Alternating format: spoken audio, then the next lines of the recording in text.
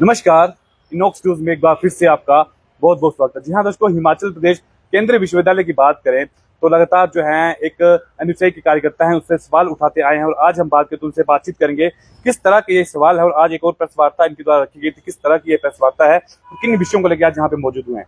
तो एनएसयूआई हिमाचल प्रदेश केंद्रीय विश्वविद्यालय के जो कैंपस अध्यक्ष है सनी शर्मा जी हमारे साथ मौजूद, इनसे बातचीत करते हैं किन विषयों को लेकर आज यहाँ पे ये आए हैं, किन सवालों को लेकर ये यहाँ आए हैं, क्या इनके सवाल हैं और क्या कुछ कहना चाहते हैं। तो बातचीत करते हैं। स्वागत है। नमस्कार सर, आपके चैनल का मैं धन्यवाद करता हूँ। मेरा केंद्रीय विश्वविद्यालय से ये सवाल है, जो हमने अभी फर्जी भर्ती को लेकर जो भी आरटीआईयाँ लगाई हुई थी उसका ठीक से जो है तो जवाब नहीं दिया है। और साथ में एक जो उत्कृष्ट शोधार्थी का जो हमने आरटीआई डाला था, जो जिसकी हमने अपील की थी, उसका कुछ जवाब नहीं दिया गया, जिसमें इन्होंने ये बताया कि इसका जो जवाब जो है तो हमने जो अपेक्षित रूप में दे दिया है कि मतलब इसमें कोई भी किस तरह की वो चीज़ नहीं है। लेकिन हमने जो है तो अब अपील जो है तो जो उसमें होता है सीआईसी में डाल दी गई है, जिसका 90 दिन के अंदर जो है तो तुरंत जो है जवाब हमें मिल जाएगा सीआईसी के द्वारा। जी हाँ जी। अगर बात करें केंद्रीय विश्वविद्यालय हिमाचल प्रदेश की, तो इससे पहले भी लगातार आप सवाल उठाते हैं। चाहे आरटीआई की बात करें, आपका ये कहना है कि हम आरटीआई डालते हैं परंतु उसका जवाब नहीं मिलता। तो क्या सच में आप जो आरटीआई डाल रहे हैं उसका आपको जवाब नहीं मिल रहा है या संतुष्टजनक जवाब नहीं मिल रहा? संतुष्टजनक जवाब नहीं मिल रहा है और अपील डालने का भी कोई फायदा नहीं मिल रहा है। मतलब बहुत सारी ऐसी आरटीआई हैं जिसके पड़े हुए हैं कागज। तो आप रिकॉर्ड का दरवाजा क्यों नहीं खटखटाते अगर आपको लगता है कि इस तरह का कार्य वहाँ पे हो रहा है? आपने लगातार ये बहुत बड़े सवाल उठाए हैं केंद्रीय विश्वविद्यालय की, वहाँ पे फर्जियां भर्ती हो रही है, फर्जी भर्तियां वहाँ पे की जा रही है, इसको लेके क्या कहेंगे आप? जो फर्जी भर्तियां जो आपने बताई, इसको लेके हमने अभी कुछ समय पहले हमारे जो माननीय राज्यसभा सांसद जो है उनसे भी इस बारे में चर्चा की है और उन्होंने हमें आश्वासन दिया है कि जल्द जो है तो आपकी जितनी भी जो इन मुद्दों को लेके चर्चा हुई है उसका जो है तो समाधान किया जाएगा। और साथ ही जो फर्जी भर्तियां अभी हुई है, चाहे टीचिंग की बात की जाए चाहे नॉन टीचिंग की, उसमें भी जो है तो जांच के लिए हमने मांग की है। और जैसे अभी नीट का पेपर जो हुआ, पेपर लीक मामले में बहुत सारे छात्रों ने जो सुसाइड किया है, तो नीट के साथ साथ मैं केंद्रीय विश्वविद्यालय को भी कोड आउट करना चाहूँगा।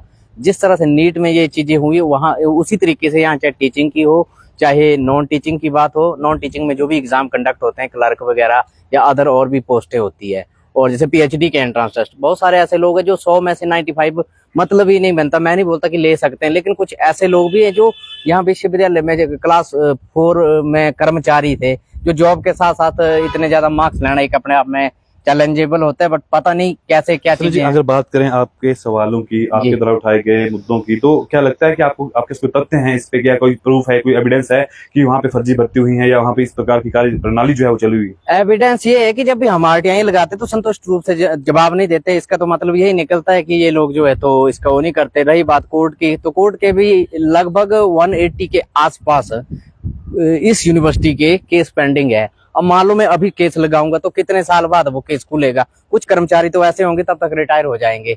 तो ये प्रोसेस जो बहुत स्लो चला हुआ है। और हमारे विश्वविद्यालय में जैसे NAC A+ है, अच्छी बात है, विश्वविद्यालय को फंडिंग अच्छी मिलती है, बजट मिलता है, लेकिन A+ होने का फायदा तब है हमारे शौचालय की हालत ठीक नहीं। जैसे मैंने पिछली प्रेस कॉन्फ्रेंस के माध्यम से जो आपको मोबाइल के थ्रू जैसे कैमरे से जो ली हुई फोटो दिखाई थी, आज अगर आप अभी भी चलो विश्वविद्यालय में वैसे ही मिलेगा आपको वही सिस्टम। और जो तंबाकू वगैरह जो गुटके या जो भी छोटी छोटी वो चीजें होती है वो आपको वहाँ पे अभी एट प्रेजेंट भी मिलेगी अगर आप अभी जाके देखेंगे। तो ये व्यवस्था कैसी है? जैसे कि आपने सेकेंडरी यूनिवर्सिटी में कार्य प्रणाली जो है उस पर सवाल उठाए हैं, तो एनएसयूआई की बात करें तो एनएसयूआई केंद्रीय विश्वविद्यालय धर्मशाला का स्थायी निर्माण जो उसको होना है उस पर क्यों नहीं सवाल उठाती? उस पर क्यों नहीं जो मंत्री है, जो मुख्यमंत्री है, उनसे पूछा जाता है कि क्यों जो है 18 करोड़ 30 करोड़ जो जमा होना है क्यों वो जमा नहीं हो रहा? कहीं ना कहीं आपको लगता है कि ये भेदभाव है?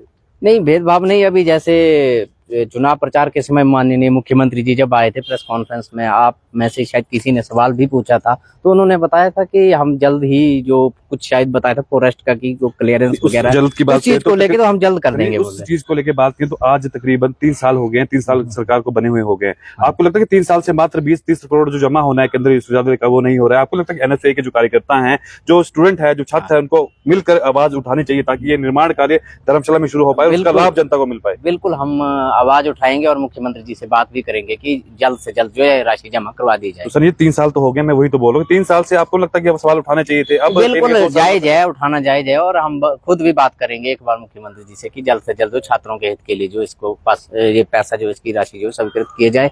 और साथ में जो हिमाचल प्रदेश केंद्रीय विश्वविद्यालय हैं, जितने भी प्रशासनिक अधिकारी है हिमाचल सरकार के अंडर, जो भी कार्यवाही होती है, चाहे वो जो अपनी मैं नाम नहीं याद आ रहा है मुझे, जो भी अधिकारी होते हैं जो रेड वगैरह डालते हैं, जो स्टेट गवर्नमेंट के अंडर आती हैं, तो विश्वविद्यालयों में भी इस तरह की कार्यवाही होनी चाहिए ताकि ये चीजें जो है तो बढ़ ना सके। और हम शिक्षा मंत्री जी से भी आग्रह करते हैं जो हमारे केंद्र के हैं, जैसे नीट के मामले में जैसे उनको बताया जा रहा है कि इस्तीफे की मांग करते हैं, साथ ही हम केंद्रीय विश्वविद्यालय के कुलपति जी से भी मांग करते हैं कि अगर आप इन भर्तियों को नहीं करते, अगर नाकामयाब रहते हैं तो आप जो है तो इस्तीफा दे नैतिक रूप। सर जी हम बात करें तो आपने ये भी बड़ी बात कही है, ये बड़ी हम कह सकते हैं घोषणा है आपके द्वारा कि यदि आपकी मांग नहीं मानी गई तो भूख हड़ताल पे आप बैठेंगे, उसके जिम्मेदार कहीं न कहीं संतुष्टि होंगी। देखो बाकी छात्र संगठन भी है, वो बैठे ना बैठे, जैसे हमारे एनएसयूआई के जो भी साथी, में सभी स्टूडेंट्स को बोलूंगा जितने भी, हम ये प्रयास करेंगे कि अपना छात्र हित के लिए अच्छा से अच्छा करें। और मैं खुद बहुत जल्द भूख हड़ताल पे बैठ जाऊंगा, चाहे इसके लिए फिर जो होगा देखा जाएगा। और हमारे जो राष्ट्रीय अध्यक्ष विनोद जाखड़ जी, उनसे भी हम बात करके जो है तो इस तरह की पूरी आगे की रणनीति बनाएंगे। सर जी हम बात करें केंद्रीय विश्वविद्यालय की, परंतु साथ ही मैं जोड़ना चाहूंगा कि युवाओं की बात है, युवाओं के हित में बात है, छात्र हित में बात है। प्रदेश सरकार ने चुनावों के समय एक बड़ी घोषणा की थी मैनिफेस्टो में, 1 साल में 1 लाख रोजगार देने की। हालांकि हम मानते हैं कि कहीं ना कहीं प्राकृतिक आपदा हिमाचल में आई, जो भी स्थिति थी हिमाचल प्रदेश की सही नहीं थी, परंतु आज 3 साल हो चुके हैं, 3 साल में कितना की रोजगार जो है छात्रों को, युवाओं को मिल चुका है? सर क्यों नहीं सवाल उठाते? सर रोजगार की बात की जाए तो मिला है रोजगार, जैसे टीजीटी, मेडिकल, नॉन मेडिकल, वो भी 4 साल बाद हुआ। नहीं अभी दोबारा फिर से हुआ, अभी दोबारा फिर से हुआ, जैसे सीबीएसई के थ्रू भी एडवर्टाइजमेंट हुई है, तो अभी आगे पे कितनी इम्प्लीमेंट हो गई? वो चला हुआ है प्रोसेस, अब सरकारी काम में थोड़ा सा टाइम लगता है। वही तो कह रहा हूँ कि जब आपको पता है कि यदि आपसे नहीं हो पाता, यदि आपको लगता है कि समय लगेगा भर्ती होने को, तो ये घोषणाएं क्यों? केवल चुनावी दौर में ही ये घोषणाएं की जाती हैं ताकि जो छात्र हैं, जो युवा है, नहीं ऐसा कुछ नहीं है, चला हुआ है प्रोसेस। कोई भी चीज एकदम से नहीं होती, एडवर्टाइजमेंट होती है तो 1 मंथ का समय तो एटलीस्ट दिया ही जाता है। और बाकी जैसे हमीरपुर चाइन बोर्ड, अगर बात करें 3 साल की, 3 साल में क्या लगता है कितना रोजगार हिमाचल में युवाओं को मिला है? अगर बात आंकड़ों की बात करें, आंकड़ों की बात करें तो हर एक विभागों में जो है तो भर्तियां हुई है थोड़ी। फिर भी ये 3 लाख रोजगार देने की बात की थी, 30,000 भी मिल पाया? नहीं ऐसा कुछ नहीं, 30,000 से ज्यादा है, लाखों से भी ज्यादा ही है। ऐसा लगता है आपको धरातल पे वो इम्प्लीमेंट? क्योंकि बहुत से छात्र आपको देख रहे हैं, हुआ है, और बहुत सारे रिजल्ट जो पेंडिंग है वो रिजल्ट आने को है, बहुत सारे आ चुके हैं जिनको जो है ज्वाइनिंग देने को है, जैसी आचार संहिता, ये जो अभी रिजल्ट आएंगे पंचायत चुनावों के, उसके बाद सब कुछ। इसके अलावा बात करें, आपने ये सवाल भी उठाया कि पीएचडी में जो है वो एडमिशन में धांधलियां हो रही हैं, शोध मात्रा के लोगों को फंसाया जा रहा है, इसको लेकर क्या कहेंगे? सर पीएचडी की धांधलियां, जैसे कि मैंने प्रेस में भी बताया था, मैंने खुद भी एग्जाम दिया था जो 2024 की बात की थी, तो जो कमेटी की रिपोर्ट बनाई थी कि हम उसका रिप्लाई देंगे, आज तक रिप्लाई नहीं दिया। और जो मैंने एक शाहपुर कैंपस का जो जूलॉजी डिपार्टमेंट जिसमें एनएफएस लगाया था, उस डिपार्टमेंट का आज तक भी इन्होंने रिप्लाई नहीं दिया। वो कहीं ना कहीं यही दर्शाता है कि ये जो है तो एक धांधली का मतलब छुपाया जा रहा है। विश्वविद्यालय प्रशासन जो भी सवाल उठाता है उसको जो है तो आगे सामने नहीं करता है। तो इसके लिए अब मैं क्या ही कहूँ, हिमाचल सरकार से भी मैं मतलब अनुरोध करता है कि आप लोग भी कृपा करके केंद्रीय विश्वविद्यालय की तरफ देखें, क्योंकि इस यूनिवर्सिटी में भी आपके हिमाचल के बच्चे पढ़ाई कर रहे हैं। माननीय मुख्यमंत्री से भी आग्रह करता हूँ कि सख्त से सख्त कार्रवाई की जो है तो आप भी यहाँ पे करें। सर जी हम बात करें एनएसयूआई का, एक बड़ा तबका जो है हिमाचल प्रदेश में है, एक बड़ी संख्या है एनएसयूआई के कार्यकर्ताओं की समस्त हिमाचल प्रदेश में, परंतु एकजुट होने की बात की जाए तो आपको लगता है कि कभी एकजुट होकर एक मंच से एनएसयूआई ने ये बात उठाई है कि ये जो चीजें चली आ रही है या जो कार्य प्रणाली पर लगातार सवाल उठाए जा रहे हैं, उस पर धरातल पे जो है सवाल मांगा जाए या उससे उत्तर मांगा जाए, ऐसा कभी हुआ है? ऐसा बहुत कम देखने को मिला है। ऐसा क्यों? आपको लगता है कि आपके संगठन में ही जो है वो पूरी मजबूती नहीं है, एकजुट नहीं है? फिर वो एकजुटता होने की जरूरत है। मेरा तो यही रहेगा, हमारे जो स्टेट के राज्य के अध्यक्ष है छोटे भाई अभिनंदन ठाकुर जी से भी मैं यही आग्रह करता हूँ कि अभी भी समय बचा हुआ है कि छात्र के लिए लड़ो, आप छात्र आंदोलन करो। आज तक भी यहाँ पे केंद्रीय विश्वविद्यालय की बात की जाए, चाहे हिमाचल में कहीं पे भी यूनिवर्सिटी में, मुझे नहीं लगता एक भी अभी तक छात्र हित के लिए या मीटिंग की गई हो। मेरा व्यक्तिगत भी नहीं है उनसे, जिस पोस्ट पे वो है बस। अन्य संगठनों की, अन्य संगठन जो है मांग करते हैं चुनाव, जो छात्र चुनाव होते हैं उसको बहाल किया जाए, उस पर क्यों नहीं सरकार को निर्णय लेती? सर सरकार को तो मेरा आपके माध्यम से यही आग्रह है कि जो है छात्र संघ चुनाव जो है तो बहाल किए जाने चाहिए, ताकि छात्रों को मौका मिले, ताकि भविष्य की राजनीति में अपना जो है तो भविष्य बना सके। ये मेरी मांग रहेगी। और हमने केंद्रीय विश्वविद्यालय में, जैसे मैंने पिछले साल जो है तो बाइकआउट किया था, वो इसलिए इन्होंने जो धांधली करके बिना किसी सूचना के जो है तो नोटिफिकेशन निकाल दी थी, और आचार संहिता लगने से पहले बहुत सारे उल्लंघन भी किए गए थे। तो मैंने तो उस टाइम यही मांग की कि डायरेक्टली जो है चुनाव किए जाए।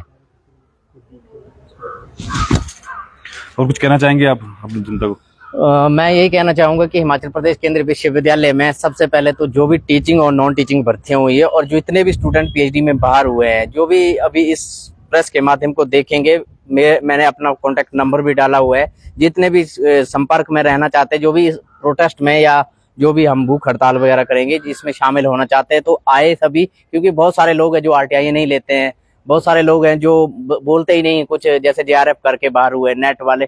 यहाँ वही स्टूडेंट सेलेक्ट होते हैं जिसकी सिलेक्शन होती है किसी आइडियोलॉजी से जुड़े हुए होते तो करके। बहुत बहुत धन्यवाद। तो ये थे सन्नी शर्मा जी, केंद्रीय विश्वविद्यालय हिमाचल प्रदेश के जो है अध्यक्ष हैं, कैंपस अध्यक्ष हैं। इन्होंने अपनी मांगों को उठाया है लगातार। इनका ये कहना है कि आरटीआई जो है इनके द्वारा डाली जा रही है, परंतु संतुष्टिजनक जो जवाब है वो केंद्रीय विश्वविद्यालय हिमाचल प्रदेश से इनको नहीं मिल रहा। और इसी विषय को लेकर उन्होंने ये बड़ी घोषणा की है, ये बड़ी बात कही है कि यदि ऐसा ही चला तो आने वाले समय में इनके द्वारा भूख हड़ताल की जाएगी, उसका जिम्मेदार सीधे तौर पर केंद्रीय विश्वविद्यालय हिमाचल प्रदेश होगा। तो फिलहाल इस टीम में इतना ही। बने रहिए इनॉक्स न्यूज हिमाचल के साथ। धन्यवाद। जय हिंद, जय भारत।